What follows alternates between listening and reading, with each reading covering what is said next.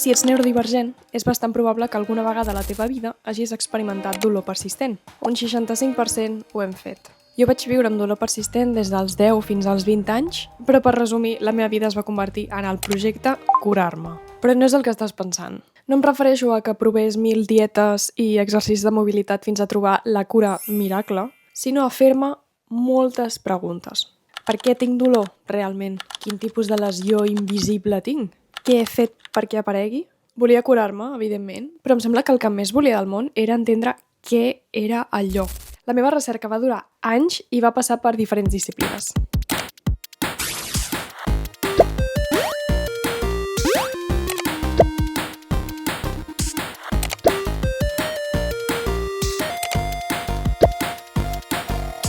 Efectivament, amb 20 anys es va posar sobre la taula la possibilitat de que potser era autista. I vaig fer el que qualsevol persona autista faria. Fer-me absolutament experta en autisme. Però no només en autisme, sinó en persones autistes amb dolor crònic com jo. I vaig descobrir termes com sensibilització central, dolor persistent, gràcies especialment a una persona que us ho explicarà millor que jo. Us presento a David Vargas.